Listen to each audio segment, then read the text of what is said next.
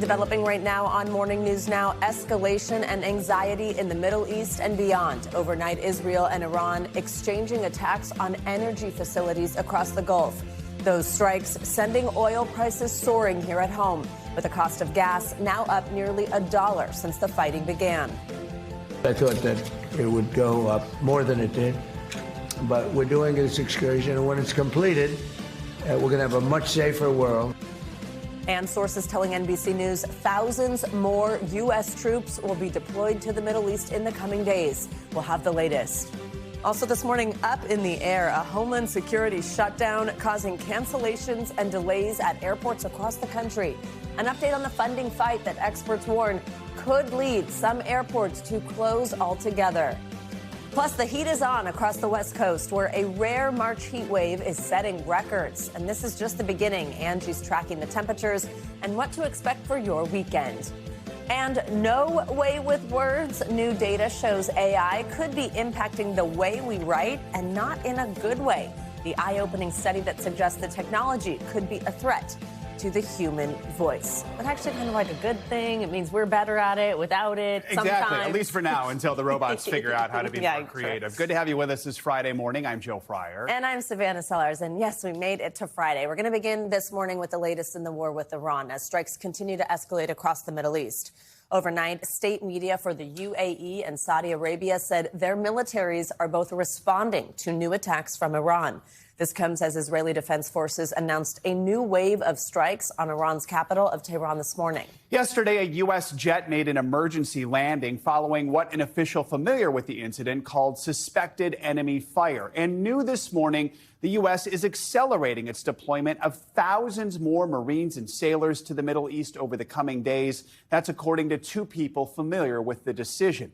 With sky-high oil prices shaking up the global economy, European leaders said Thursday that once the strikes stop, they'd be willing to help with reopening that critical Strait of Hormuz. Iran has effectively blocked the vital shipping waterway that supplies 20% of the world's oil. NBC News chief foreign correspondent Richard Engel actually spoke with Israeli Prime Minister Benjamin Netanyahu. He asked when the war might end and what those days after might look like. Many Americans do believe that Israel dragged the United States in this war and is now pulling the rest of the world along with it. How do you see this ending? Well, I think we have concrete goals, how to do it, how to end it. We want to, as I said, decimate the ballistic missile program, which we're doing, decimate the nuclear program, which we're doing. I think that those are goals that are achievable, but I'm not going to put a schedule or a stopwatch on it. I think we have goals that have to be achieved, and we're not counting the days. But I will say this canard that we drag the United States into it is not just a canard, it's ridiculous. It's just ridiculous. I mean, I think President Trump said it best, and I said it as well many times. There's always a danger in acting. But in conditions of existential threats, there's a much greater danger in not acting. We have a team in place this morning to help us break it all down, including the war's growing political and economic fallout. NBC News international correspondent Matt Bradley joins us now from Tel Aviv with more. Matt, good morning. Let's start with that exchange between NBC's Richard Engel and Netanyahu. Did we learn anything new about the war's timeline and Israel's plans for after the war? Yeah, I mean, well, we didn't hear anything new necessarily, but Netanyahu once again stated that there is no timeline. This was something that we've heard from the Americans, for a lot of folks, especially in the United States, who had been urging the president to wrap this up as quickly as possible, particularly people who are on his team. That might be coming as a disappointment. The prime minister said that he had heard from the president not to strike that South Pars oil field, the Iranian oil field that has caused so much controversy because of those Israeli strikes. The president had come out and publicly scolded Netanyahu, told him not to do it. We heard from Netanyahu last night saying he wouldn't. But the vengeance that the Iranians are exacting because of those attacks, well, that is ongoing. The Iranians have been striking oil installations, refineries, that sort of thing, throughout the Gulf region. And this is something that, of course, we had heard back and forth, the Iranians saying, we're not going to be striking these Gulf countries anymore. They still are. The Strait of Hormuz is still closed, and global markets are still reeling. Matt, we know strikes continued across the Middle East overnight as we're discussing. What is the latest on the ground in Israel where you are this morning? What's this retaliation looking like? Give us more details. Well, the Iranians have said that they were striking major energy installations in Israel, in Haifa, and then the southern port of Ashdod. There's no evidence that they really struck anything in the southern part of Israel. Authorities in Haifa said that there was very, very minor damage to energy installations up there, but that things seem to be moving along. So it looks as though the Iranian attacks, while ceaseless, are not quite as effective as the Iranians have been saying. This has been a pattern ever since last June. And Matt, thousands more Marines and sailors are going to be deploying to the Middle East in the coming days. As we mentioned, that's according to two sources who are familiar with the decision. What else are we learning about those deployments? Yeah, well, the president has been kind of back and forth on this. He's sending these troops, but at the same time saying there's not going to be boots on the ground in Iran.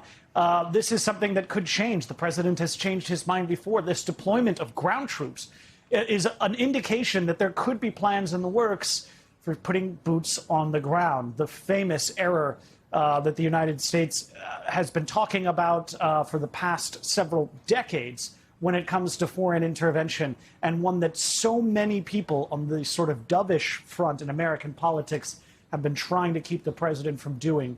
We don't know what these forces are going to be doing, but it looks as though they are coming to the region in huge numbers from all over the U.S.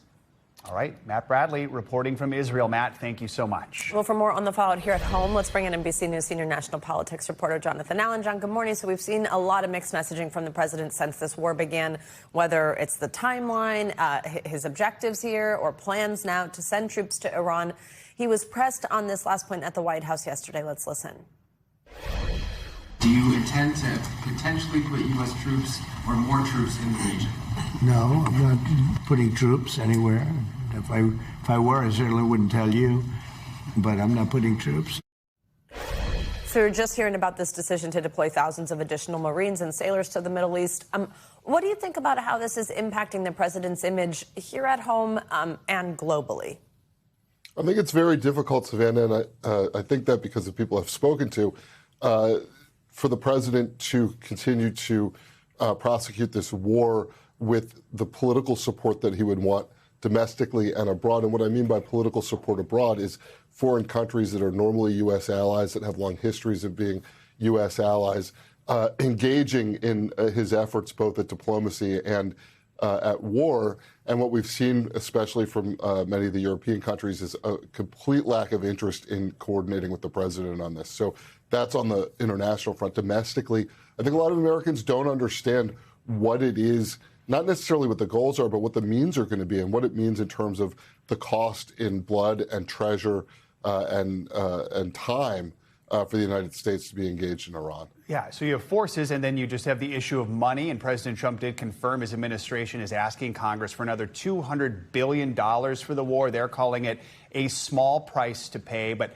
how does Congress feel about this? I mean, is Congress going to approve it?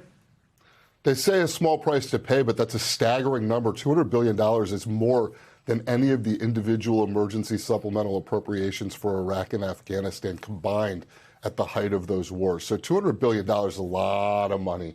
As for Congress, I think there's a really good question as to whether they'll do it, but I think likely they will. Typically, when a commander-in-chief asks for money for a war, it is something that is able to get support not just from the majority party, but from some of the folks in the minority party. We'll have to see how that plays out on Capitol Hill, of course, but I don't want to prejudge them. But one thing that it will do if he gets money for this war, it will essentially bless it from Congress. Once Congress spends money, the Supreme Court would and has shown that it considers that to be an approval of the war. John, one of the ways that we're really feeling this at home is, of course, the price of gas. I know you spoke to some folks in Pennsylvania about that. What did they tell you? I did. I went to Millersburg, Pennsylvania, which is in a swing district, one of those ones that's going to be hotly contested in November. And I went to actually speak to Trump voters because I wanted to see, kind of pressure test where they are. A lot of them are with the president. We can listen to some of their voices here. What do you think about the decision to strike Iran? It was a great decision. Are you willing to pay higher prices at the pump if that's the cost? Yeah, willing to pay a little more, yeah. Are you pleased with us being in Iran? Not really. No, there should be no war. I think we got to do what we got to do to keep this country safe. So, and if it means paying a little bit more in gas right now to keep everybody safe, then that's what we got to do. And eventually they'll come back down. And not everyone felt that way. One woman I spoke to who was a Trump voter regretted it. Maybe that's a soft way of saying it, but we can take a listen to her here. If you could say something to President Trump and he was going to hear you right now, what would it be? You're a worthless pile of shit. And you voted for him how many times? 3 times. That was my bad. Apparently, I'm an idiot. And so you can see there's some mixed opinion there in that swing district. Pennsylvania's 10th, one of the ones that will decide who has control of Congress in November. President Trump's going to have to get some folks back on board and energized to go to the polls for Republicans. Well, good morning. If you weren't awake now, you are now. Savannah, I don't get those reactions from you. Joe, I don't get those reactions from you. Thanks for bringing us that. That is the strongest gas station man on the street interview I've ever seen. All right. Thank you. Let's talk more about oil prices with Patrick DeHaan, who maybe take the temperature down a little bit. He's the head of petroleum analysis at Gas Buddy. Patrick, though, that might be a sign of how people feel right now. Oil prices still high, did retreat slightly this morning after Treasury Secretary Scott Bessent said the U.S. could soon unsanction Iranian oil that's stranded on tankers, bring it to the market. Also says about 140 million barrels in the U.S. could be released from, or that more could be released from crude from its reserves. Just how could those moves impact oil prices? Well, it's certainly something to keep an eye on. I think a lot of Americans are getting really frustrated with what's happening. Today alone, over $500 million more Americans will be spending on diesel and gasoline combined, and that's a steep toll for the country. Over 20 states have seen gas prices go up over $1 a gallon in the last month, and now we're seeing 25 states where diesel prices are over $5. So, some of these moves can be small levers to improve the price of gasoline, such as the Jones Act waiver and the talk of waiving the summer gasoline requirement. But all in all, it still pales in comparison to the continued blockage of the Strait of Hormuz. That's the vital waterway, as you mentioned, that carries 20 million barrels of oil to the market every day. Until that is reopened, we're going to continue to see oil prices climbing. How high do we think these prices could go as this drags on? I mean, what level would they need to reach, do you think, for us to really see a harmful impact on the economy as a whole? Yeah, Savannah, we've seen gasoline prices over $4 only 127 days since 2009. We were over $5 for only 7 days back in 2022. Those are probably the levels where we'd start to see Americans rolling back purchases. Now, I do expect a lot of that is already happening. Spring break travelers may be trying to be more resourceful with finding low prices, but Americans really aren't going to start significantly lowering their demand until we hit some of those record-setting numbers. That's really what shocks Americans. And by the way, 2008's record high price of $4.08 a gallon, that equates over $6.50 a gallon in inflation-adjusted dollars. So we've got a way to go before Americans start getting out the bicycles and using their feet. Let's take a closer look at gas prices, because AAA says right now the current national average is $3.91. That's up from $3.63 a week ago and $2.93 a month ago. So $1 in the last month. We know that's an instant impact for many drivers. Just overall, what does this mean? And you just touched on this for budgets and wallets. And are there things that drivers can do to try and mitigate some of those effects? Yeah, I mean, it's starting to add up. When you see those dollars going up faster at the pump than gallons, it really becomes unsettling. And a lot of Americans are already spending $10 to $20 more every tank. Obviously, the larger vehicles are those spending quite a bit more. And there are things that motorists can do from their driving behavior, something that nobody wants to hear talk about, but fuel efficiency. Americans like to be in a hurry. A lot of us are stressed behind the wheel. Simply slowing down a little bit can increase the amount of miles you get out of every tank. And then shopping around and not going station to station in your car, but using apps like Gas Buddy and Google Maps and ways to find those lower prices. Loyalty programs at many stations will also offer you a discount of 5 to 10 cents. And there's wholesale clubs that have generally more aggressive prices. So a lot of different ways. If you put it all together, Americans can probably save 25 to 30% off on their gasoline bill. And no doubt people are looking for all those options. All right, Patrick DeHaan, thank you so much.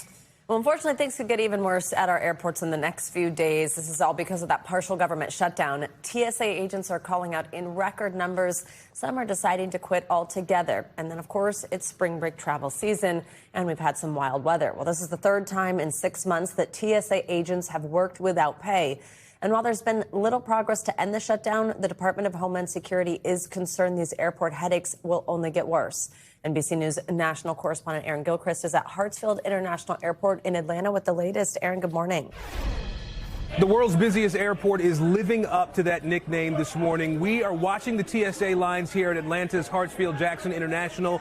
This is actually the good line that we're looking at right now, with the wait time in the 45 to 48-minute range. But the reality at the main checkpoint is closer to 2 hours. And this is something that we're seeing play out in airports all over the country. We've seen it all week long. It is continuing today, and there is the potential for it to get worse. We know that TSA officers who are not being paid right now because of the partial government shutdown, that shutdown of the Department of Homeland Security, many of them have been calling out. Right now, there's about a 10% call-out rate that we've been seeing this week. Here at this airport, it is much higher, closer to 40% at different points during this week. Those officers are calling out. We know that more than 300 TSA officers across the country have quit their jobs altogether because they just can't make ends meet while they're waiting weeks and weeks for a paycheck with this shutdown now in day 35. If there is a glimmer of hope, it is the fact that senators who've been negotiating a deal to try to get the agency back open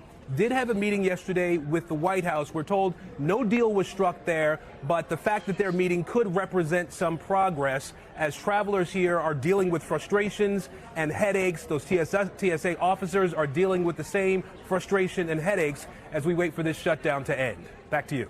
All right, Aaron, thank you. Let's get right to your morning news now weather with meteorologist Angie.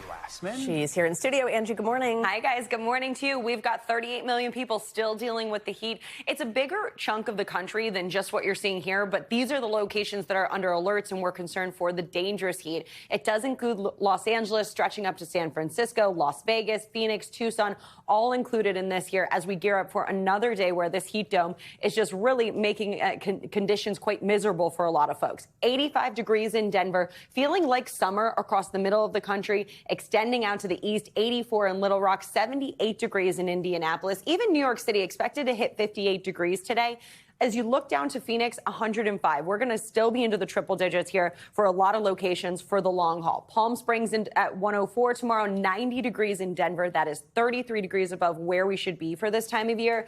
So not normal by any means. 97 in Amarillo, 96 in Austin, Nashville at 84, Indianapolis still into the 70s, and Washington, D.C. tomorrow gets into those mid-60s. So you can see that warmth spreading as far east as the East Coast. We do start to see things kind of moderating out in some spots. So we go from the mid-80s on Sunday in Paducah all the way to the low 60s by Monday, wrapping up our weekend and heading into our work week with some chillier conditions as well for Roanoke. Mid-80s on Sunday, into the 50s on Tuesday. New York City, you go into the low 60s by Sunday, but then you are back to the 40s by Tuesday. It'll stay a little cooler up across parts of the northern tier of the country.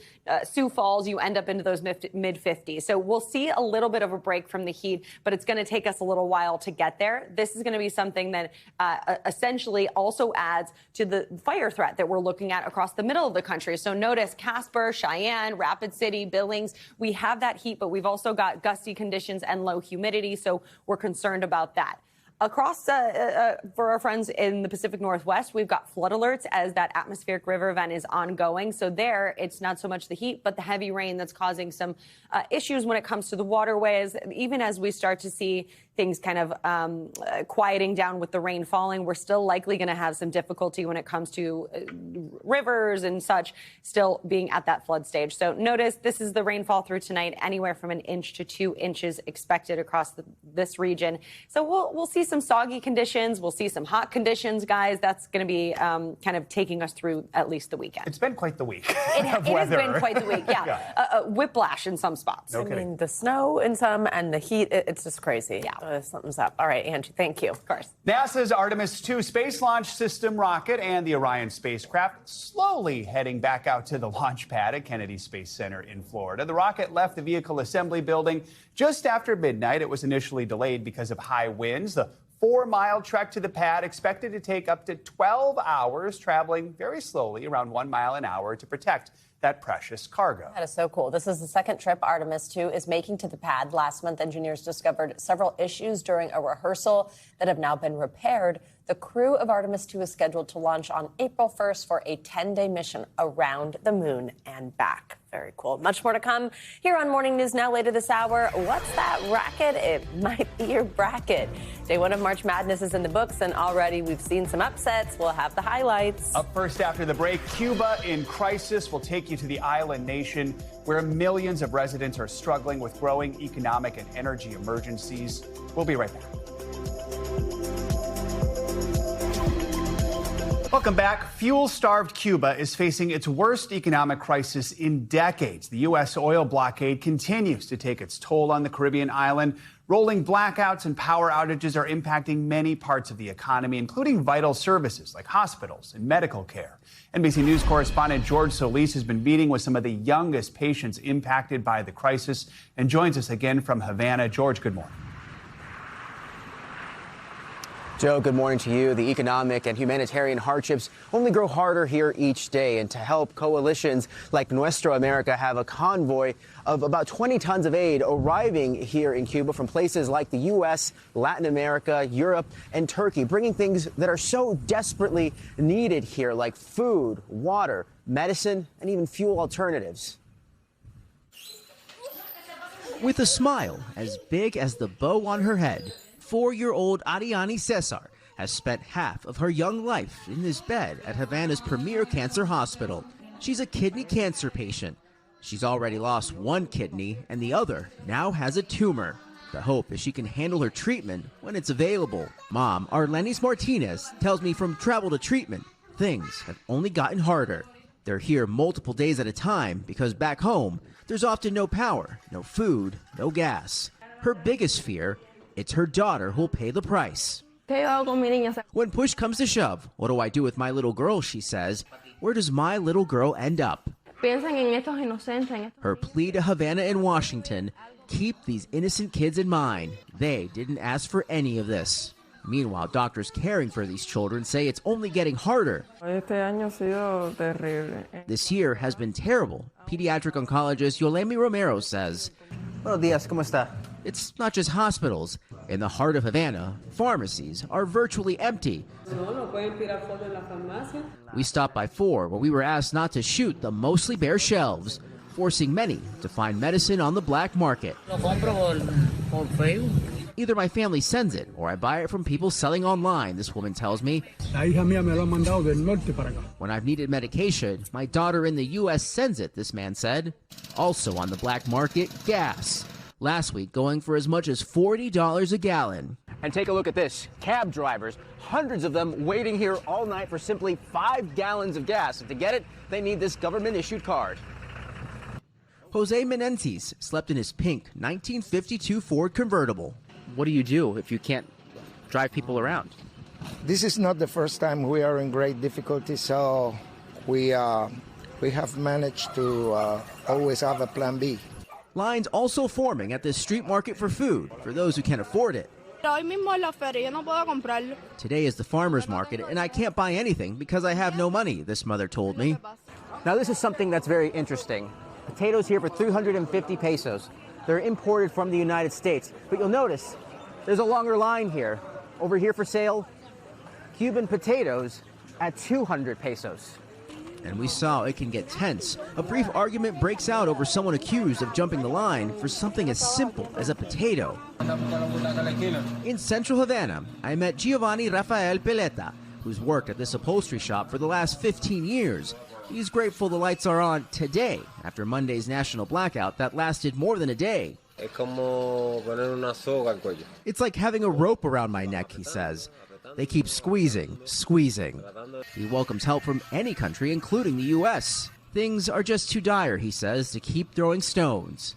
Nelson Perez is a barber with 2 small boys. He tells me there's an urgent need for change. Patria y vida. Ya estamos cansados. He's fed up and using social media to post messages of protests demanding profound democratic and economic changes in Cuba.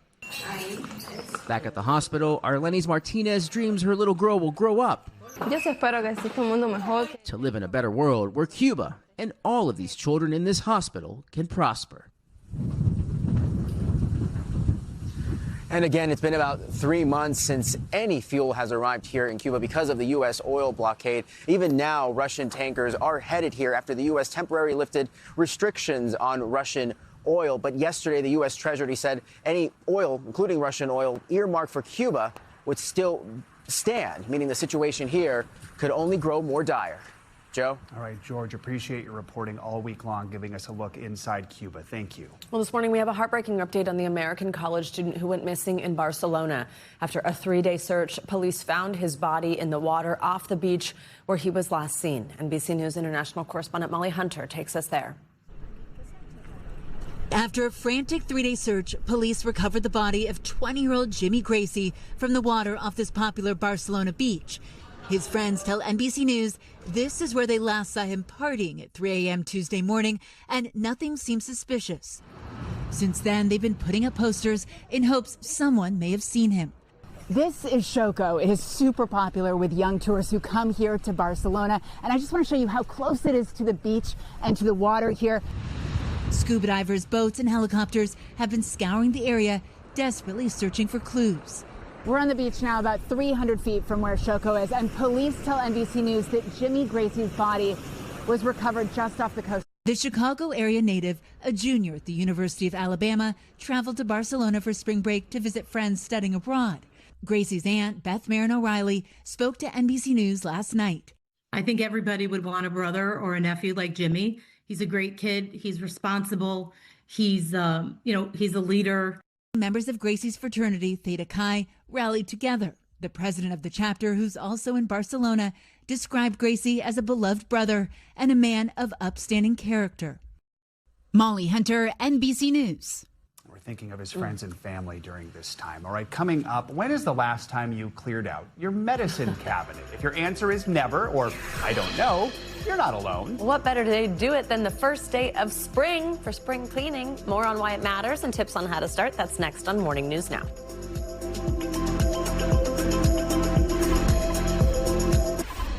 Welcome back and happy first day of spring, which means time for spring cleaning. This morning, we are going to help you tackle your medicine cabinet. Maybe not the top of your list, but it's important. You might find half-empty bottles or old prescriptions that should have been tossed out a while ago. Medical experts say it is one of the most overlooked spots in the house. And as our next guest points out in the Washington Post's Ask a Doctor column, every year medical guidance evolves, but our medicine cabinets don't always keep up. For more on how to safely declutter your medicine cabinet, let's bring in Dr. Tricia Pasricha, a gastroenterologist at Beth Israel Deaconess Medical Center. Doctor, good morning. Thank you very much for being with us. So before you tell us those things that we got to get rid of, get specific with it, just tell us why it is important to do this yearly inventory of your medicine cabinet. Yeah, thank you so much for having me. This is critical. I mean, we think about spring cleaning for our closets, but a lot of us have these medicine cabinets that have really not changed for years and years, and they start to look like museums. And the reason it matters is because our medical guidelines are constantly evolving. And every few years, that guidance changes, but oftentimes we don't take a look at what's in those medicine cabinets, what's on our medication list that we're taking, and just make sure that we're up to date. So it's really important that we make this an annual tradition, if not even more often. It's not a good museum because you can't really charge admission for anyone to see it. A lot of us know we should do this, but it can feel overwhelming. So just what are some simple rules to make sure we're doing it safely and we're doing it correctly? Well, the first thing is that you should always have a chat with your pharmacist or your provider about how to safely dispose of any unwanted medications. Now, if you go to the FDA's website, they have a list of medications that you can safely flush. But if you're under any doubt, a lot of programs have these take-back programs, and you can find those at your local pharmacy. That's a great place to start, just to look for some initial resources, especially for critical medications, EpiPens, insulins, anything you might need in an emergency. Those would be at the very top of my list. You say there are at least 5 medicine cabinet staples that do deserve that second look. Tell us what they are.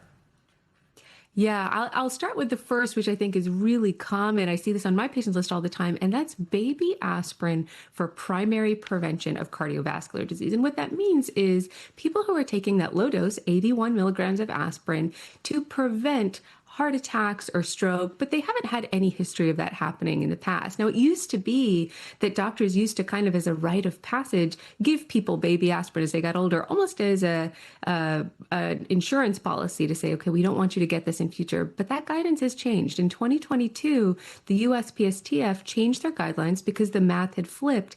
After the age of 60, we really shouldn't be starting people on baby aspirin because there's a risk of bleeding. And so if you've been kind of taking this for several years, you're older, and you've never had any of these issues, it's time to have a chat with your physician. Now, if you've had a heart attack, you've had some kind of other heart condition or another reason that your doctor might have specifically started it, that's a different situation. But for people who have just been taking it and are not sure why, that guidance has really changed in the last few years, and a lot of people haven't kept up. And let's quickly go through the other 4 that you say are on that list. Yeah, phenylephrine. That's a big one, especially with cold and flu season, hopefully coming to an end at some point soon. But phenylephrine is a nasal decongestant. It was found by a 2023 FDA panel to actually be no better than placebo. So we've been paying for placebo for a couple of years now. What works is pseudoephedrine. That's the one that you have to show your ID for. It's behind the counter, but that one works a lot better. Anything that's in your counter, those old bottles of combined flu meds that have phenylephrine, not doing much for you. Colase is another one. Colase is a stool softener. Several randomized controlled trials have found that it's actually no better than placebo, and this one really shocks some of my patients. And then Benadryl. Benadryl is one that a lot of people take for sleep, for allergies. I often tell people, especially if you're older, it can come with these side effects you really don't want: confusion, sedation, trouble going to the bathroom. There are better and safer alternatives that you should discuss. And then last but not least, codeine for cough suppression. This is a medication that's often in a lot of these combination cold flu drugs. This one is actually also shown in 2 randomized controlled trials to not be any better than placebo. Wow. Really quick, we should talk about the storage here. I mean, when it comes to storing these medications at home, what are some of the mistakes people make? What do you recommend? Yeah, the 2 biggest mistakes that I see people make are, one, they're storing it in these really hot and humid bathroom cabinets. That's the classic place to put them, right? But actually our bathrooms often get hot and humid because we're taking showers, we're taking baths, and that can actually contribute to that slow degrading of those medicines over time. And then the second one is people store them in their cars. They'll put spare medicines in their glove compartment. A hot car, especially as we're entering the warmer season, these things also can help break down medicine. So it's really important you keep them in a cool, dry place in your house. That's often not actually going to be your bathroom. All right, Dr. Tricia Pesricha, really good information. Thank you so much. Thanks for having me. The first round blitz of March Madness is underway, and predictably in the span of just a few hours, millions of brackets were officially busted. Not to brag, but after day 1 in the men's tournament, I am in a tie for first in our very own News Now pool. But even I could not predict 12-seed High Point stunning 5-seed Wisconsin yesterday. That upset came down to the final seconds, with High Point winning, get this, 83-82. Thanks to several more early upsets, there are now only around 14,000 perfect brackets remaining. One casino industry group says Americans will wager more than $3 billion on the NCAA men's and women's basketball tournaments. But as a growing number of states legalize online sports betting, it's also raising concerns about the consequences of getting kids hooked. NBC News correspondent Sam Brock spoke with one man who started back in middle school and says the country is confronting a massive problem. Kurt Freudenberg remembers the rush of placing bets. It's just like the most insane dopamine rush. It's like, it's I can compare it to like crack cocaine. It's like ridiculous. An addiction the San Francisco native says started at 11 years old, gambling first with online casino games like blackjack or roulette before escalating to thousands of dollars on sports from the NBA and NFL to horse and dog racing. How restrictive did the addiction become in your day-to-day life? I was only thinking about gambling and participating in gambling activities 24/7. His life spiraling out of control. Freudenberg says he ignored showers and spent hours inside, with his low point flunking out of school twice and spending 10 months in rehab. The 23-year-old says he was one of many young adults addicted to gambling and contemplating self-harm during college. Have you experienced that among anyone you know, or ever felt suicidal ideation? I was suicidal most times after losing money. Going to $0, I was suicidal most times. I never had a plan or acted on it, but I was like, man, I wish I was dead. I wish I never woke up in the morning. Freudenberg's mom, Kim, was in the dark about his addiction for years. Their brain has just been completely hijacked by gambling. Now she runs a support group called Parents Standing Together, calling for stronger guardrails to protect children. They're clearly not strong enough because kids are accessing it, right? So I do appreciate the safeguards that are there, but we all need to really realize it's not enough. Online sports betting is currently legal in 31 states and D.C. You have to be either 18 or usually 21 years old to open an account with a sports book, depending on the state. Users must have accounts that match their name, address, social security number, and bank accounts. But in NBC News' conversations with high school students and former gamblers, kids who want to gamble sometimes find a way around those rules. Saul Malik certainly did. I mean, I know some kids who just they'll have like an older sibling, or if they know someone, there's one kid in the grade who knows someone and they have an account, and then all the other guys just go through that person. Today, he speaks to young adults about his own experience. This high-stakes wager was for a whopping $1.50. That doesn't sound like a lot of money. It's not until it's your last $1.50. And cautionary tales after accruing a $25,000 gambling debt and having one of his bookie friends actually show up at his doorstep. He had talked to my dad and just basically said Saul owes the book whatever it was, $2,000 or whatever, and when's he going to pay it? It's unclear exactly how many kids bet online, but one recent survey says 30% of 11 to 13-year-old boys and more than 40% of 14 to 17-year-old boys gambled in the last year. One of the largest sports books, DraftKings, told NBC News they blocked 1.4 million accounts nationally in 2025 where the user's identity couldn't be verified. Though the company didn't specify how many of those accounts were underage, they also deploy a team of dozens of people looking for irregularities and keeping minors off the platform. That's really at the heart of it, where responsible gaming starts. The states have legalized sports betting in many jurisdictions, and they've told us what the legal age to, make a bet is, and that those are the rules that we follow. There is no place for underage people on our app. Malik says early intervention and identifying behavior is critical. Social media's promotion of it, how it's become really a common talking point for friend groups. For Kim Freudenberg, she sees everyone, companies, families, states, and gamblers playing a vital role in fighting addiction. I think it's a shared responsibility, right? And in our programming, like my son goes to Gamblers Anonymous, they take full responsibility for their actions. I take it for mine, and then the industry can take it for theirs. And her son Kurt wants to be a part of the solution now too, studying to be a sports gambling researcher. They want to be successful, and they think that that's a quick and fast way to get rich. A new kind of gamble, betting on himself to keep others on the right path. Sam Brock, NBC News. Because that story mentions suicide, we want to make sure to let you know if you or anyone you know is struggling, you can call or text the Suicide and Crisis Lifeline at 988. Coming up, AI devolution? De-evolution? I don't know. New data shows artificial intelligence could be making human writing worse. When we come back, the eye-opening new study that's raising questions about the technology. You are watching Morning News Now.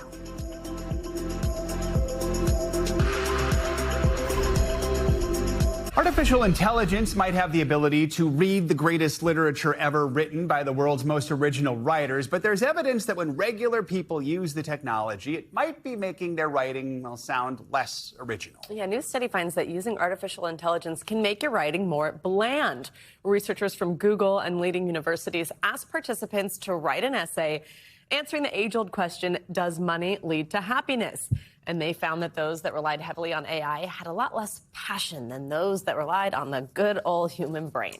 Here, let's bring in the passionate NBC News AI fellow, Jared Perlow, with more on his reporting on this. I know one author of the survey called it the blandification of writing. So talk about what they looked at here and what was the difference between something written by AI and something that was written by a human or maybe edited by AI.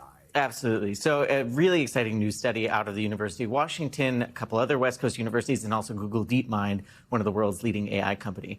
So what they basically found is that humans who relied on AI assistance when doing this sort of experiment, they asked 100 different human participants, some to use AI, some to not use AI. The people who used AI in crafting those essays in response to the question, does money lead to happiness, had much more bland essays. Again, this blandification effect. Their answers, however, were not only different in style, but also in substance. So the researchers said, well, do participants take a more positive or a more negative view of this question? And they found that AI-assisted answers were actually much more neutral. So I think that's kind of the biggest thing here, is it says not only is AI, making our writing more formal, less precise, using fewer pronouns, but it's actually shifting the substance of what we're actually saying. Very interesting. What about when it came to using AI to edit your human writing? And I think I like that question because I think it's like very practical. Like people are using this for their college admissions essays and stuff like that, or homework. What does it do as an editor? So the same thing shows up in the editing process as well. So this part of the experiment was fascinating. They looked at writing from 2021, so before we really had these AI systems, these large language models. And the researchers asked a set of humans to edit those essays and a set of large language models to edit those essays. And they found that the large language models, again, made the writing much more impersonal. There was many fewer anecdotes, many fewer kind of colorful examples. I'll call out some words here. AI systems were much more likely to use words like regulatory, robust, frameworks, deployment, those sorts of really human words that I would conversational, use. Exactly. It just rolls off the tongue in the morning. So that's the sort of thing that these AI systems would use. And the researchers evaluated the 3 leading systems from Anthropic, OpenAI, and Google. So this is not some sort of lab experiment. This is actually examining how people use LLMs in the real world. Big picture, are experts worried about just what this means for culture, for creativity?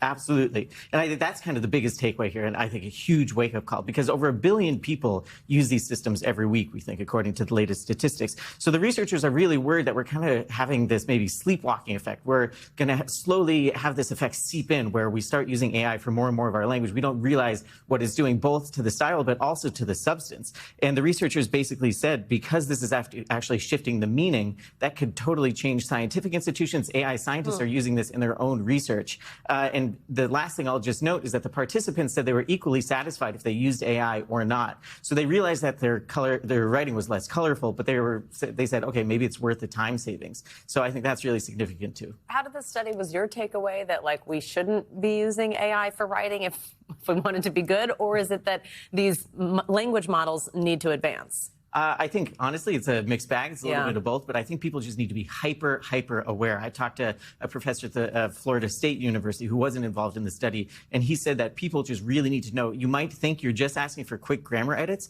but these systems could actually be changing the meaning of what you're trying to say. Wow. And I have to imagine the theory is they're going to get better at writing as time goes on. We'll just have to kind of see where that goes, right? Hopefully we'll have to use our human brains for now to... Exactly. You know what? That's some good news amid all the AI news, actually. Exactly. Thanks, Jared. Thanks so much. In other AI news, a new, more user-friendly one-stop shop is in the works for ChatGPT users. NBC News business and economy reporter Emily Lorsch has your Money Minute. Emily, good morning. Good morning, Joe and Savannah. That's right. OpenAI is planning a major overhaul, combining its ChatGPT app, coding platform, and browser into a single desktop super app. That's according to multiple reports. The goal? To simplify the user experience and compete with rivals like Anthropic. We've reached out to OpenAI and haven't yet heard back. And NVIDIA is set to sell 1 million of its graphics processing unit chips, or GPUs, to Amazon Web Services starting this year in a massive deal to power future data centers. The agreement also includes additional networking and AI hardware to boost performance. This deeper partnership reflects growing demand for advanced computing power in the AI race. Over on the roads, Uber is betting big on driverless cars.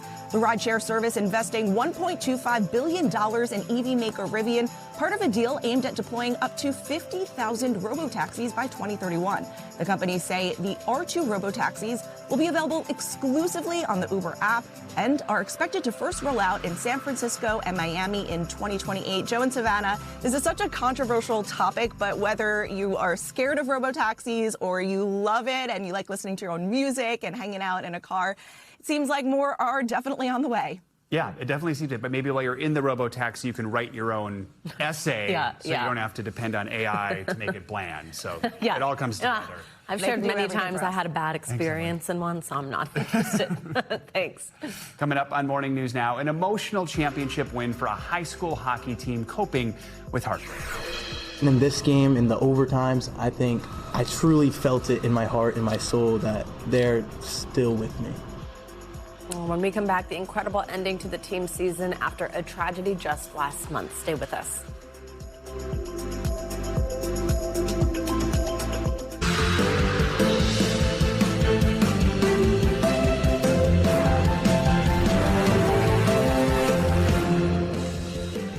Good morning. Good news. It's Friday. I'm Savannah Sellers. I'm Joe Fryer. Right now on Morning News Now, mixed signals. President Trump distancing himself from a potential plan to deploy U.S. ground troops in Iran.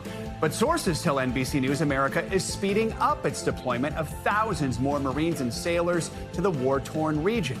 Well, in Lebanon, a dire humanitarian crisis is playing out. More than 1 million people there torn from their homes as Israel intensifies its offensive against Hezbollah militants. We are covering it all.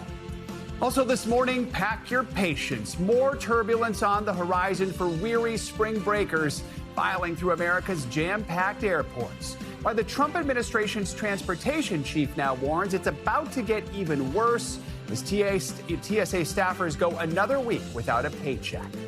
Plus, The Bachelorette bombshell, shocking newly released video of the show's star, influencer Taylor Frankie Paul, in a domestic dispute.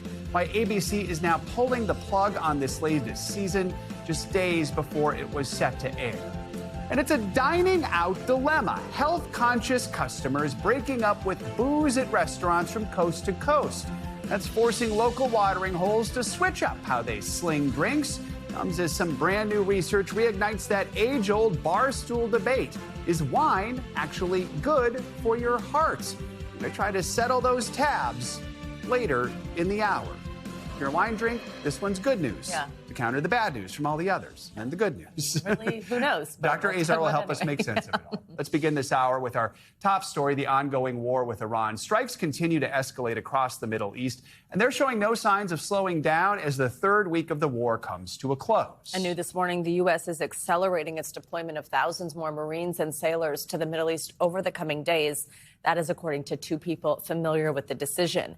NBC News chief international correspondent Keir Simmons joins us from Riyadh, the capital of Saudi Arabia, with the story. Hey there, good day to you. Today, Iran renewing its strikes on oil here in the Gulf, targeting Kuwait, while Israel launching fresh strikes overnight on Iran. Iran's Revolutionary Guard now saying its spokesperson has been killed. Israel's prime minister saying the war will be over sooner than people think. This morning, more American troops on the way to the Mideast. The USS Boxer leaving San Diego Harbor. The ship set to carry at least 2,200 Marines. The U.S. accelerating their deployment, according to two people familiar with the decision. Meanwhile, as attacks continue in the region, a U.S. F-35 jet making an emergency landing after suspected enemy fire, according to an official familiar with the incident. CENTCOM saying the aircraft landed safely and the pilot is in a stable condition. Iran continues to target energy infrastructure, hitting an oil facility in Kuwait, while Qatar says the Iranian attack on its globally crucial natural gas installation will cost billions. A response, Iran said, to Israel's strike on its gas infrastructure. President Trump saying he spoke to Israeli Prime Minister Benjamin Netanyahu. I told him don't do that, and he won't do that. It's coordinated, but on occasion he'll do something, and if I don't like it, and so we're not doing that anymore. And yesterday, Netanyahu promising not to hit Iranian gas fields. President Trump asked us to hold off on future attacks, and we're holding out. With the war widening, an oil installation here in Saudi Arabia ignited. Missiles were intercepted, the country said, and a drone fell. The Saudi foreign minister condemning Iran's attacks. What possible military purpose can you have for attacking a refinery in a non-combatant? Can Saudi Arabia now ever envisage an Iran that is able to threaten it with missiles and drones and is able to determine the oil price by effectively closing the Strait of Hormuz? What little trust there was before has completely been shattered. And in Lebanon, where Israel is targeting Hezbollah, this video showing a reporter for Russia Today nearly struck by an Israeli strike. The IDF saying a warning had been issued to stay out of the area. Extraordinary pictures. The Pentagon saying it is decimating Iran's ability to attack, saying it has reduced Iran's missile and drone strikes by more than 90%, and saying it is intensifying its battle to reopen the Strait of Hormuz. All right, Keir, thank you. Well, here at home, President Trump says he has no plans to send ground troops to Iran, but the U.S. is speeding up the deployment of thousands more sailors and Marines to the Middle East, according to two people familiar with the decision. NBC News Chief White House correspondent Peter Alexander joins us with more on this. Peter, good morning. Savannah, good morning. President Trump, for the last several days, as you've heard, has really gone back and forth between threatening to escalate U.S. attacks on Iran and suggesting that the fighting there could be nearing an end. But his latest ask for hundreds of billions of dollars in additional funding for the Pentagon is stirring up new fears this war could go on for a while. With the Iran war now set to enter its fourth week, President Trump was pressed whether he plans to send U.S. ground troops to Iran. No, I'm not putting troops anywhere. If I were, I certainly wouldn't tell you, but I'm not putting troops. It comes even as the U.S. is accelerating that deployment of thousands of Marines to the region. The president who first said the war would be over soon a week and a half ago. It's going to be ended soon. Repeating that line Thursday. It's going to be over with pretty soon. But the president also confirmed his administration is asking Congress for another $200 billion for the war. It's a small price to pay to make sure that we stay tippy-top. A necessary investment, according to Defense Secretary Pete Hegseth. It takes money to kill bad guys. Hegseth has also said when he met privately with the families of the 6 service members killed in the Iran war last week, they all urged him to finish the job. They said, finish this. Honor their sacrifice. Do not waver. Do not stop until the job is done. But the father of fallen Tech Sergeant Tyler Simmons recalls the exchange differently, telling NBC News, "I didn't say anything along those lines." The cost of the war also taking a toll on Americans' wallets, with the average gallon of gas up more than 90 cents in the last month. The president trying to reassure Americans the increase will be short-lived. Oil prices will go up, the economy will go down a little bit. I thought it would be worse, much worse. The president also raising eyebrows alongside Japan's prime minister when asked by a Japanese journalist why he did not warn allies before striking Iran. And we didn't tell anybody about it because we wanted surprise. Who knows better about surprise than Japan?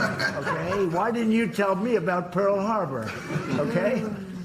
The prime minister did not respond, but appeared taken aback by the comment. But later, the two friendly at a White House dinner as the president wrapped up his visit with America's ally. And back to that family that we spoke with, Charles Simmons described to NBC News how his son, Tyler, had just a magnetic personality, saying he told Secretary Hegseth he understands the, quote, peril that goes into making decisions like this, and I just certainly hope the decisions being made are necessary. Those were his words. The Pentagon says the details of Hegseth's conversations remain private, adding the secretary has the utmost respect for our Gold Star families. Savannah. All right, Peter, thank you. We move now to Lebanon, where the United Nations is warning the humanitarian situation there is getting worse. So far, more than 1 million people have been displaced as Israel continues to bombard the country with strikes against the Iranian-backed militant group Hezbollah. NBC News international correspondent Raf Sanchez joins us now from Beirut with more on this part of the story. Good morning, Raf. Joe, good morning. The death toll here in Lebanon has now climbed to more than 1,000 as Israel's offensive against Hezbollah expands. Down in the south of the country, Israeli forces are advancing on the ground. But here in Beirut, there have been repeated Israeli airstrikes, many of them in the heart of the Lebanese capital. An apartment building crumbles in central Beirut as Israel pounds Lebanon's capital with the most intense bombardment since the start of the war. The IDF says it was targeting the financial assets of the Iranian-backed militia Hezbollah and issued a warning before the early morning strike. We visited the tower hours before the attack, when it was damaged but not yet completely destroyed. Israel bombed this building in central Beirut, saying Hezbollah had millions of dollars in cash buried beneath it. You can see this car completely flipped over by the blast. We saw no signs of any money, but if it was there, it's now buried beneath the rubble. Nearby, another attack. A journalist with a Hezbollah-affiliated outlet and his wife, among 10 civilians killed, authorities say. The Committee for the Protection of Journalists saying the attack showed complete disregard for civilian life and the safety of journalists. The IDF denies targeting journalists. More than 1,000 people have now been killed in Lebanon, authorities say, as Israel expands its ground offensive against Hezbollah, aiming to stop the militants firing over the border. But it's issued sweeping evacuation orders across South Lebanon, raising fears Israel plans to displace civilians ahead of a long-term occupation, like the one it carried out here throughout the 1980s and 90s. More than 1 million Lebanese have now been displaced by Israel's offensive. We met some of them in a school-turned-shelter in Beirut. Fatima Al-Omar brought her 4 children here after nearly a week on the street. She tells us their family home was destroyed in the bombing. Alison Oman-Lawi is the country director for the World Food Program. These are just people like us that were sleeping in their beds and weren't looking for a handout, weren't looking for other people to be responsible, but all of a sudden, they have a crisis and they need support. A crisis that grows more urgent with every passing day. And the French foreign minister has been shuffling between here in Beirut and Jerusalem, trying to get ceasefire negotiations moving. But at this point, Israel is indicating it's not really interested in talks. Israeli Prime Minister Benjamin Netanyahu, speaking at a press conference last night, said his country intended to establish a, quote, security zone deep inside of Lebanon. So it is sounding like Israel plans to take this territory and then hold it. Jeff? All right. Raf, thank you. If you've got a trip coming up, you better pack your patience. There's a new warning that air travel headaches may get worse. Long delays at airport security checkpoints across the nation have been growing for weeks. Now, with spring break travel ramping up, the Transportation Secretary says the problems we've seen so far are, quote, going to look like child's play. Yikes. NBC News national correspondent Aaron Gilchrist is at Atlanta's International Airport with the very latest. Aaron, how's it looking? Good morning. Hey, Savannah, good morning. It's looking pretty rough here right now. It is the busiest time of day at the busiest airport in the world. You can see this line behind me, and this is the good line with a 60-minute wait we're seeing on the screen right now, although some folks in line here have told me they've been waiting longer than that. The main checkpoint has an 80-minute wait right now, and this is a reality that we're seeing play out over and over again. And we know that TSA agents who haven't been getting paid are likely not going to get paid again next week, so we could see more of them call out. We could see more of them quit. And this situation for travelers could get much worse. This morning, with a busy travel weekend approaching, crowds piling up at the nation's airports. An ocean of wary travelers as far as the eye can see, a waiting game playing out from Houston to Philadelphia to Washington, D.C. Delays ranging anywhere from 20 minutes to well over 2 hours as the shutdown of the Department of Homeland Security continues and TSA agents go without pay ahead of another week of spring break travel. Chicago airports bracing for nearly 3.7 million passengers from now through the end of the month. The DHS shutdown crossing into day 35, and TSA agents are struggling to make ends meet. Landlords knocking on the door. They're asking for the rent. So far, more than 360 TSA agents have quit since the agency shut down. Others calling out at a rate 5 times higher than usual. But the community pitching in, the airport in Syracuse, New York, launching a 3-day food drive to support officers working without pay. The Transportation Secretary warning, with agents set to miss another paycheck next week, don't expect things to get better soon. You're going to see small airports, I believe, shut down. You're going to see extensive lines. And air travel is going to almost come to a grid halt, stop. From chaos on the ground to a close call in the skies. Alaska 294, go around, fly runway heading, maintain 2000. Alaska 294, North Tower runway aircraft can go around. Flight Radar 24 showing a FedEx plane and an Alaska Airlines flight narrowly avoiding each other just outside New York. The FAA investigating, and another alarming scene for passengers on a Delta flight from Los Angeles, experiencing turbulence over Sydney, Australia. Police say 3 people were taken to the hospital and are in stable condition.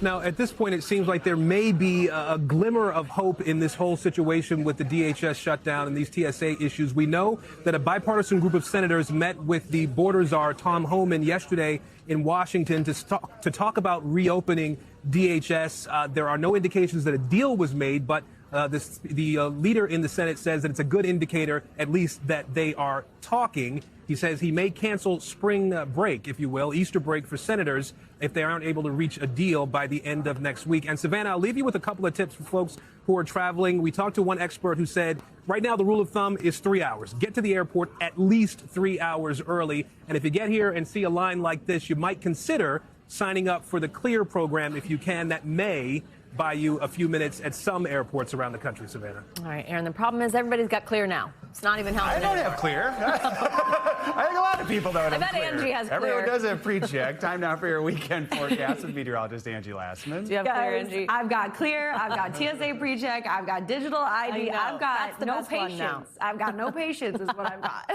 All right, I think the big story over the next couple of days is going to be the record heat. Not I think, I know. And we really started this kind of heat wave on Wednesday across the western half of the country, and we broke a ton of really incredible records on Wednesday. And then guess what? On Thursday, we broke all of those records from Wednesday. We're likely going to see all of the records broken yesterday, broken again today, and so on and so forth, at least through tomorrow. So you get the picture. This is just really incredible heat for this time period of the year. We should not be seeing temperatures into the triple digits in a lot of these locations. And notice every little red dot you see on this map is a potential record that we could break over the next couple of days. We already broke that all-time March U.S. temperature for a high temperature of 108 a couple days ago. Yesterday, it was broken for 110. And you can just see the temperatures in Las Vegas today, 96. The record for this date, 92. We've got 104 in Palm Springs. That'll be a record. 105 in Needles, 107 in El Centro. Phoenix, you're expected to hit 106 degrees today. Your record for this date was 97 degrees. So it just really puts into perspective what this kind of heat wave really is, with temperatures running anywhere from 15 to 30 degrees above normal across much of the country. Sioux City to Memphis to Dallas, all of those locations potentially could see some records today. We've got Amarillo tomorrow at 97, Omaha at 91, Memphis at 86, 102 for Tucson. And we do see this mid-March warmth kind of last into early next week for the southern tier of the country. So 80s across the board into early next week for New Orleans, 97 in Laredo on Sunday, triple digits across the board as well from Sunday, Monday, Tuesday into next week for our friends in Phoenix. So finding a cool spot, a really big deal, making sure you're checking on those that are a little more vulnerable as well. And meanwhile, we've got a fire weather threat because of this as well. When we add those gusty winds and low humidity into it, critical risk for folks in Casper, but that extends across parts of that region through the day today. Otherwise, we've got some sunny conditions across the east, guys. We've got a little rain and snow that we'll look for the Great Lakes in the northeast, but otherwise doesn't look like a bad weekend when it comes to sky conditions. Lots of sunshine for folks, so at least here's to looking on the bright side. No kidding. Although if you're in Phoenix, you're Right. inside. You're inside, the bright side. Thank you. You got it. All right. This morning, NASA's Artemis 2 Space Launch System rocket and Orion spacecraft are making the 12-hour trip to Launch Pad 39B at Kennedy Space Center in Florida. This is the second trip that Artemis 2 is making to the pad. Last month, engineers discovered several issues during a dress rehearsal. They've now been repaired. The crew of Artemis 2 scheduled to launch on April 1st for that 10-day mission around the moon and back. Cool. Much more to come on this hour of Morning News Now, including why ABC is now canceling its latest season of The Bachelorette. First, though, after the break, a tragic update in the search for that missing college student in Spain. More from Barcelona police next.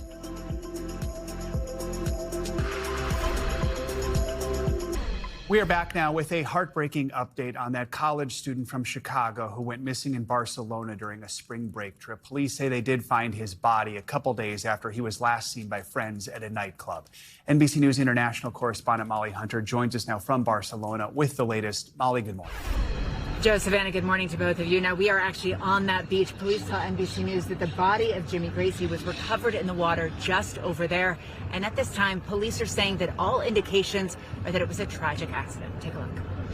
This morning, Jimmy Gracie's family and friends are remembering a bright light as Spanish police reveal more about his final moments. Some of his siblings taking to Instagram overnight, sharing heartbreaking posts filled with family photos of little Jimmy growing up, hugging his siblings, pictures of a big, smiling, loving family. His brother Tommy writing, "I don't know how to get through this or how to take over your role in the family. I will do my best to pass on your legacy. I can't wait to see you again in eternal paradise." Gracie was in Spain visiting friends during spring break and was last seen alive on Tuesday morning around 3 a.m.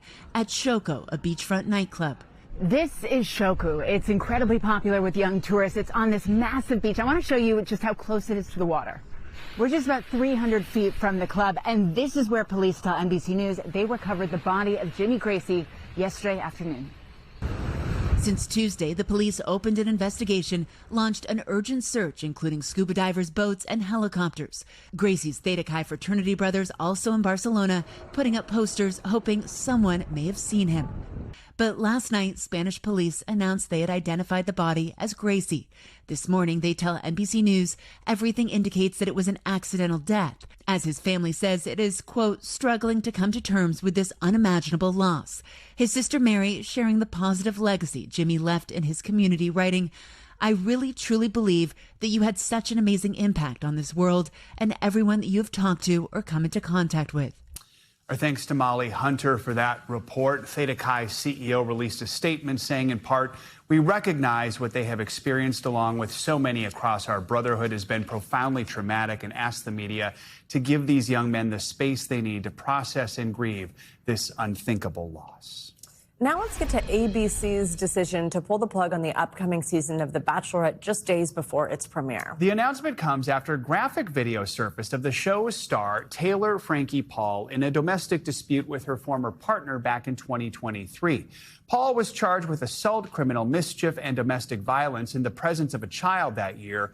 Court documents show several of the charges were dismissed, but she pleaded guilty to aggravated assault. NBC News correspondent Liz Kreutz is in Los Angeles and joins us now with the details. Liz, this is getting a ton of attention. First, just tell us what this video shows and then how we've seen her respond so far.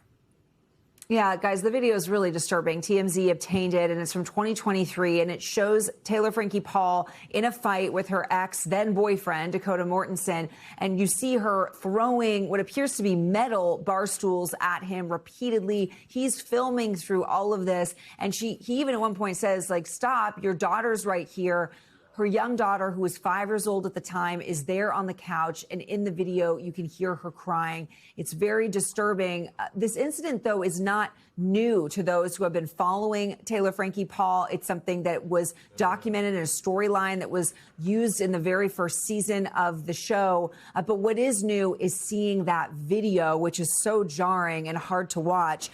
When the video was released, a statement came from a rep for Taylor Frankie Paul saying they slammed the release and accused the ex of doing so and said releasing an old video which conveniently omits context on their son's birthday is a reprehensible attempt to distract from his own behavior. It was just a few hours later after this video was posted by TMZ that ABC announced they were pulling the plug on her season that was set to premiere on Sunday night. And in response to that, a rep for Taylor said she is very grateful for ABC's support as she prioritizes her family's safety and security. And the rep says she's seeking her own support and that she plans to own and share her story. Liz, I know we're hearing there's another incident from last month involving her ex, Dakota Mortensen, who filed a restraining order. What are we learning about that? Yeah, so we don't know a lot of details about that. It was earlier this week that local police in Utah confirmed that they are investigating another domestic violence incident between the two of them. And they told People magazine that there were allegations that were made on both sides. So we don't know specifics there, but we do know that from that 2023 incident where she took a plea for aggravated assault, she is now on probation through at least August of this year. And that coming out the latest domestic violence dispute from earlier this week was just sort of the beginning and build up to the pressure on ABC that ultimately culminated in that video being released and then them canceling the season. Has this impacted Paul's other reality TV? She's on a very popular show, The Secret Lives of Mormon Wives, or social media projects in addition as this is going on?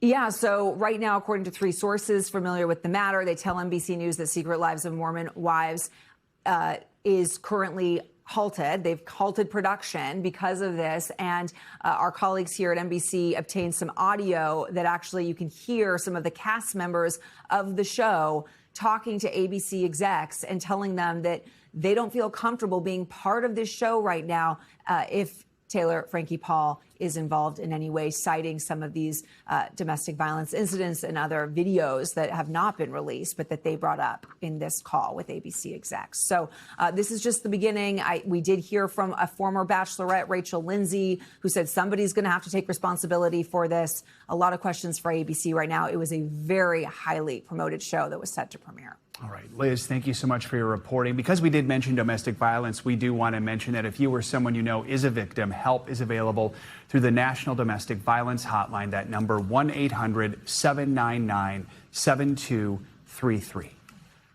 All right, coming up, are America's diners breaking up with booze? It's a sobering trend that has a lot of restaurants across the country switching up business models, all to appeal to a more health-conscious customer. Speaking of your well-being, the move away from alcohol comes as new research reignites that old bar stool debate over wine and whether it's actually good for your heart. So belly up to our bar, because we're covering that tab with Dr. Natalie Azar right after this. Stay with us.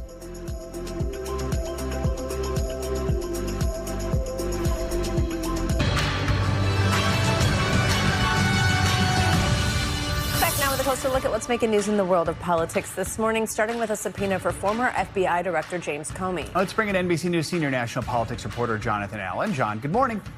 Hey, good morning, Joe. Good morning, Savannah. You guys remember Jim Comey, the former FBI director? Well, you know who else does? President Trump and his allies. They remember Comey, too. In particular, they remember the FBI's probe into Trump's relationship with Russia.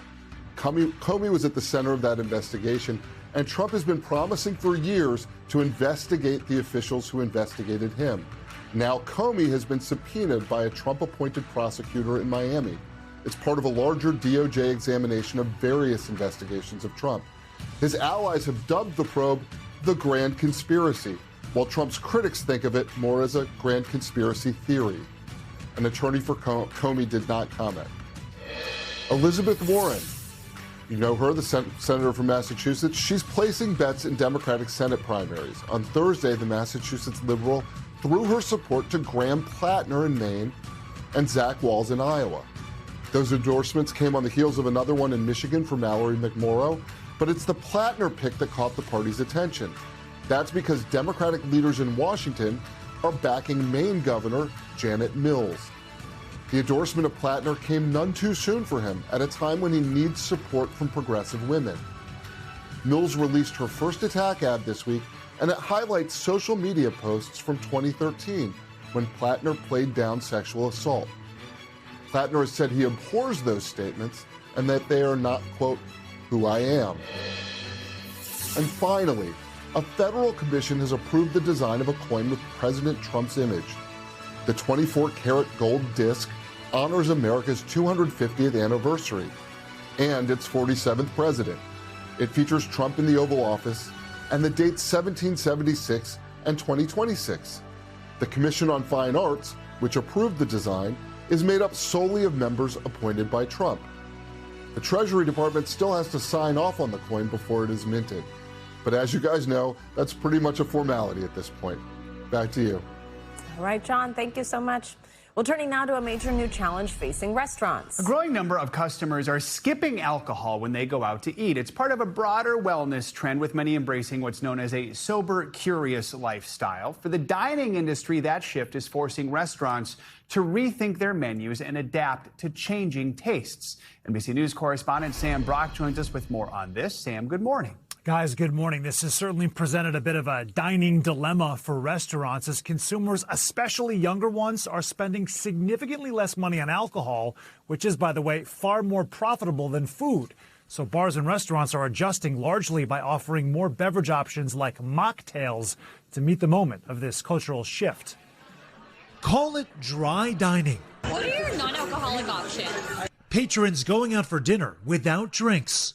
My goal for 2026 is that I will not be drinking out anymore. Or at least fewer drinks, reducing booze with your bites, a growing trend at restaurants nationwide. I went out to dinner with some friends, and guess what I didn't do? I did not drink. It comes as far fewer Americans say they're drinking alcohol. According to a recent Gallup poll, only 54% say they do, the lowest in 90 years. And more than half of those polled say they believe even drinking alcohol in moderation is bad for their health. Another major pain point, the prices. It is so freaking expensive. The cost of buying beer at a restaurant has been rising, now 50 cents more than it was just 3 years ago. I used to always say I'm broke, but I'm not no drink at dinner broke. Industry experts say younger diners are driving the new wave.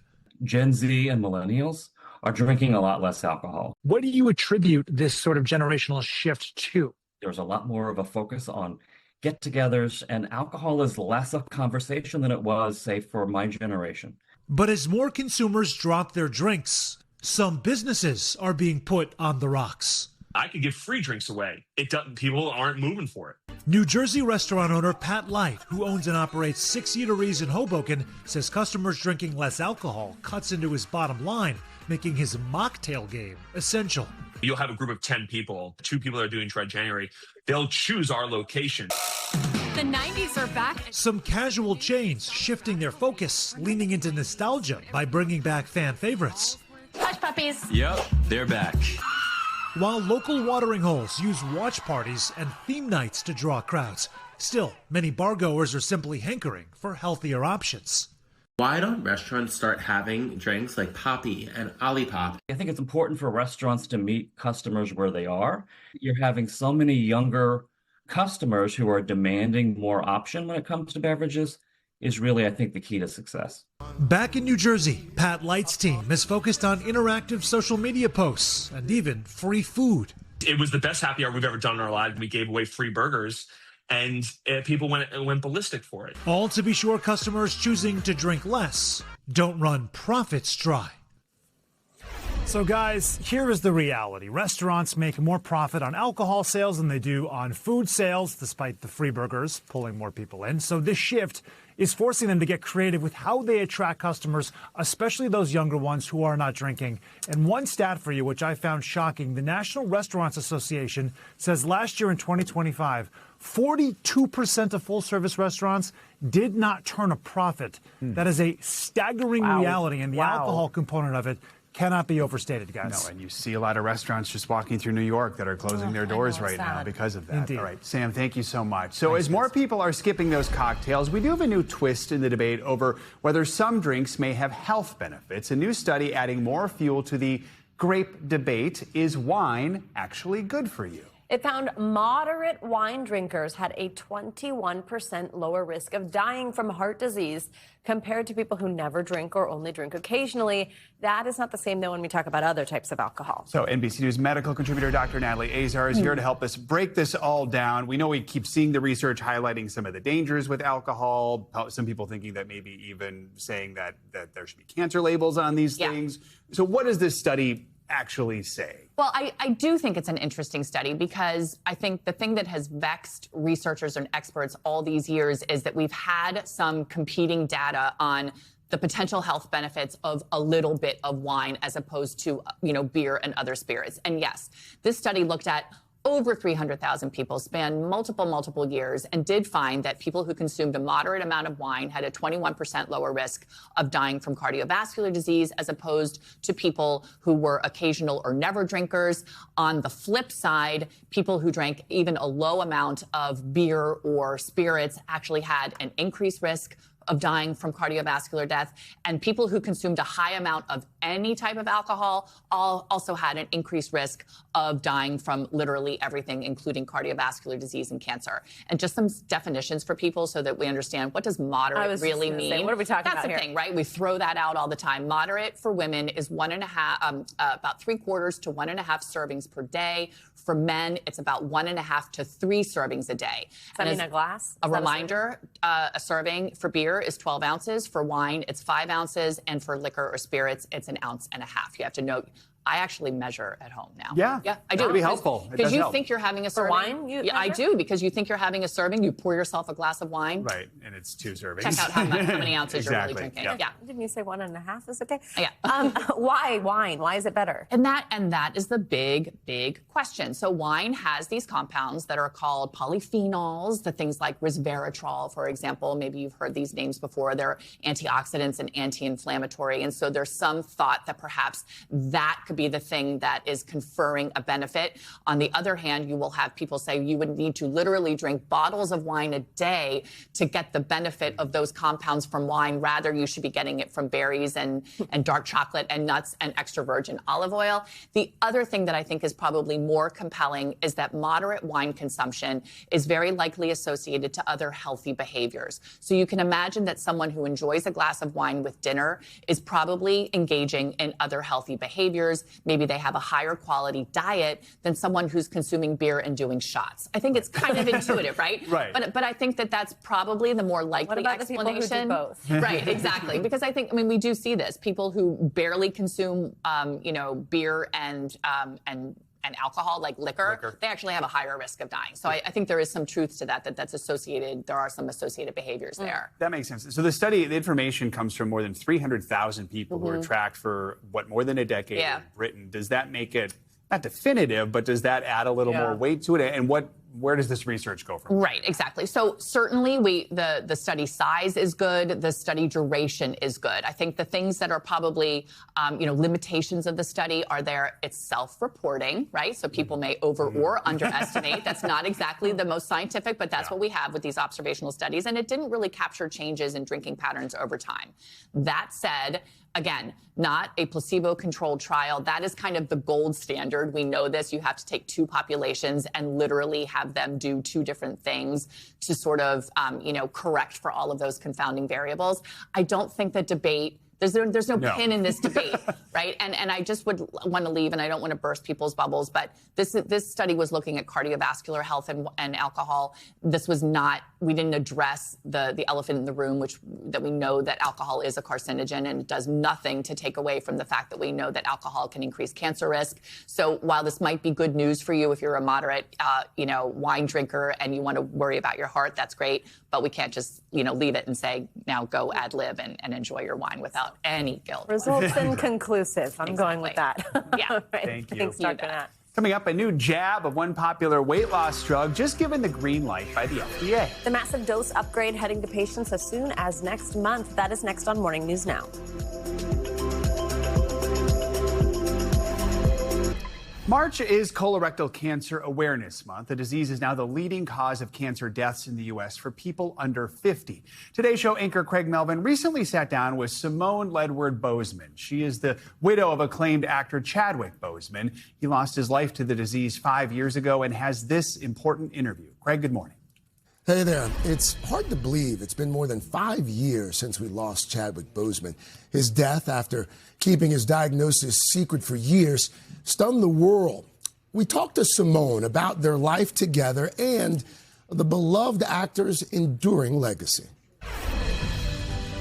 Before becoming a legend himself, Chadwick Boseman spent his career bringing legends to life on screen, playing real-life icons like Jackie Robinson, James Brown, and Thurgood Marshall. Wakanda forever! Then becoming a global superstar as Marvel's Black Panther.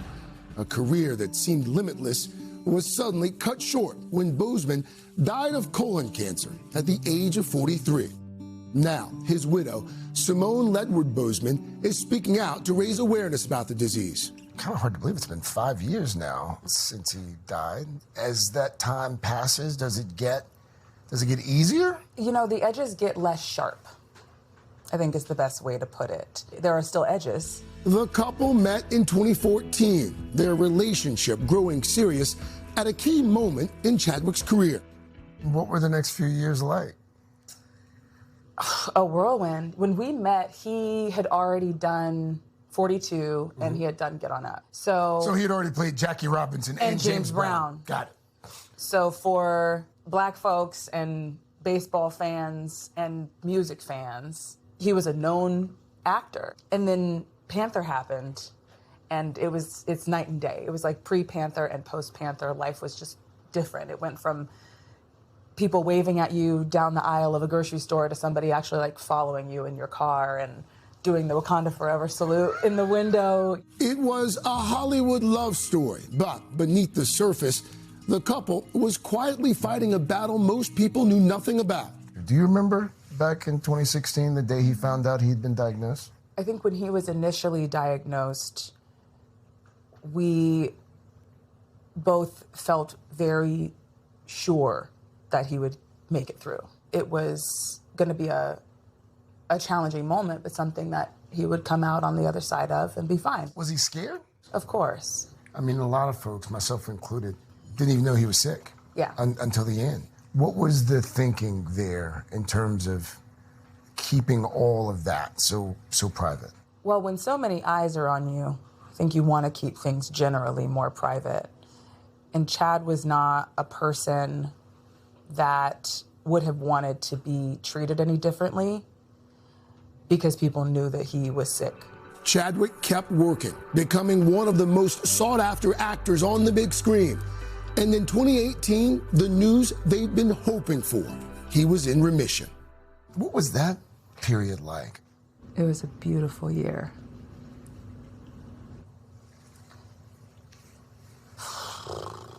It's harder to talk about the good times than it is the bad.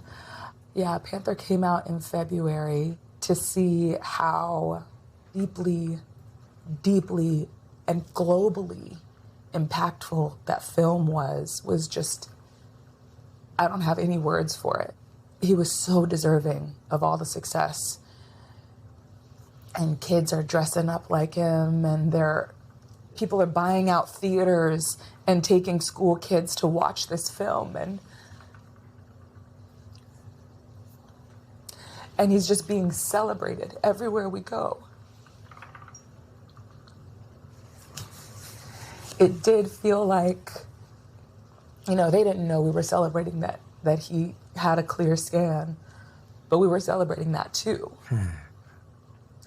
It felt like we got another chance. But by the end of that year, the cancer had returned and was more aggressive. That's when the couple got engaged.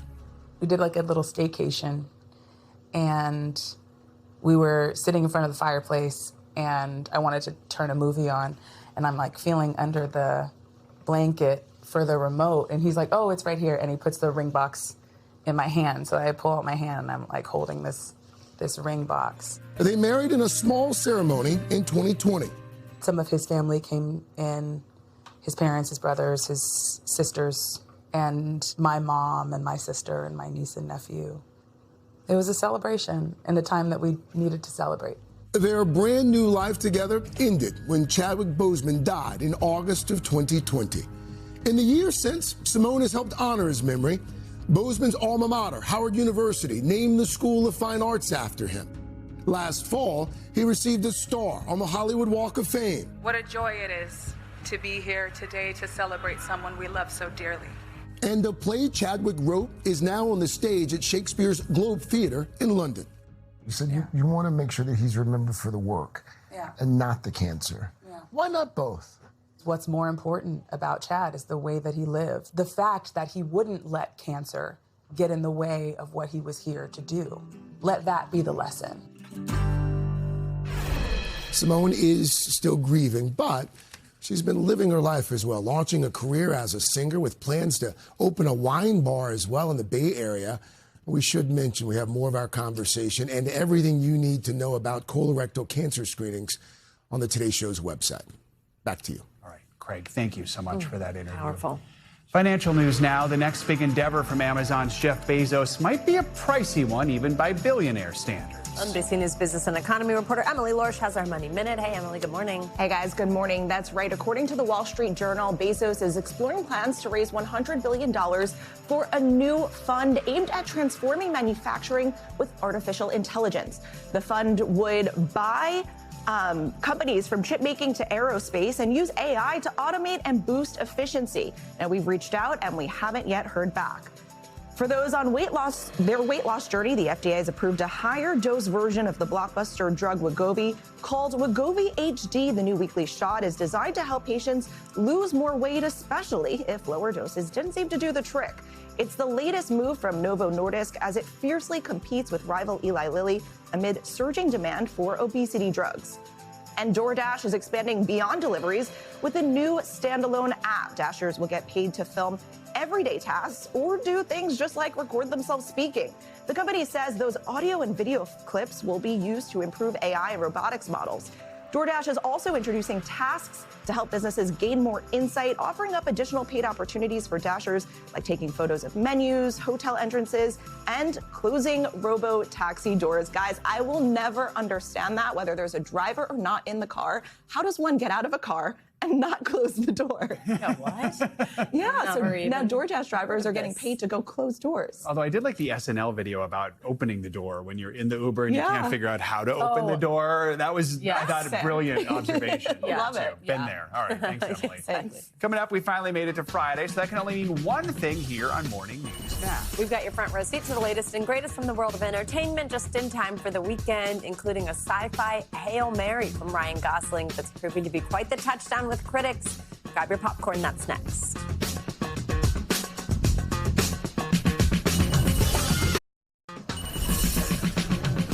Finally this Friday, what's not to love? It's Friday, which means it's time for your weekly can't miss list. A look at all the movies, shows, and music that you gotta see and hear this weekend. Joining us to take us through is Access Hollywood correspondent Emily Roscoe. Emily, good to have you with us. So we're going to start with something that you have seen and love. The reviewers love it all. People are pre-buying the tickets like crazy on Fandango, and that's Project Hail Mary. 98% already on Rotten Tomatoes. I know amazing. you loved I it. can't even get over it. Ryan Gosling is a science teacher. I don't know. I wish my science teacher looked like Ryan Gosling. But anyway, so he wakes up light years away from home. He doesn't know where he is or what he's doing. He comes to kind of start remembering he's actually on a mission to save the world from extinction. Who better to save the world than Ryan Gosling from extinction? Ryan Gosling and, though, his little rocky alien friend, which, by the way, I tell you in the preview, so I'm not giving anything away. Yes. You know what I thought was really cute? He shared that his daughter actually gave him the idea to wear the glasses. She said he looks smarter with the glasses. Oh, cute. So cute. But this is like, I mean, people are loving this film. It is a must-see, and if you have teenagers, it's a really good one to see with the family. That's great, because the parents will like it and the kids will like it. It's hard to find those. I'm telling you, you will love it. I promise. Yeah. Okay. Now let's talk about Ready or Not To in theaters. Yes. No kids at this one. No kids at this one. I'm a horror movie fan, so I love gore and kind of just something that keeps you on your toes. And this is with Samara Weaving. She's back. It's a sequel to the 2019 movie, and we have new cast members: Elijah Wood, Sarah Michelle Gellar.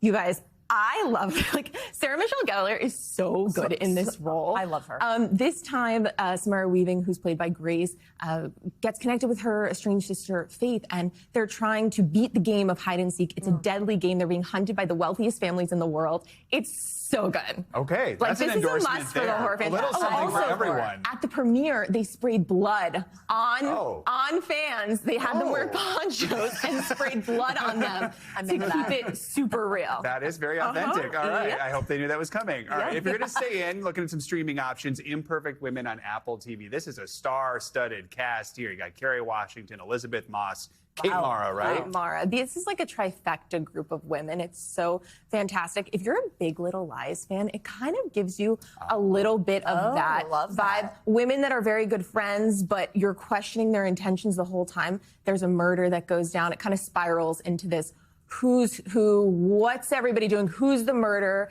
and it's very female friendly. If you're a fashion girl, I just loved watching for Kerry Washington's fashion. Her character is so chic. I watched last night, and I honestly can't wait to get back to it. There's 2 episodes out now, and then they drop every Wednesday. Okay, love that. Okay, now we got a Peaky Blinders movie. It's on Netflix now. Okay, my husband is so excited for this. Cillian Murphy is back. Peaky Blinders have waited a long time for this. He's back as the crime boss in the 1930s. Now, this jumps a decade, so you'll pick up a decade later. Okay. We have new cast members. Rebecca Ferguson. I love Rebecca Ferguson. She is hilarious, by the way. Wait, to interview her? Yes. It's so fun. Yes. Barry Keoghan is playing Killian's son. So this is a really good addition to the cast. And if you're not fans, you're not just getting the movie, you're also getting 2 seasons of a new show that's going to tell the rest of the Shelby, the new generation of the Shelby family, and it continues. So. A lot of people are excited about that one. We've been talking about it for a while. Finally, if you're a BTS fan, you have been waiting. You are getting everything this weekend, right? So you're great. getting an album. You're getting a Netflix special. What are you getting? I just listened. This is so good. So they were on hiatus for 3 years. Yes, the South Korean boy band.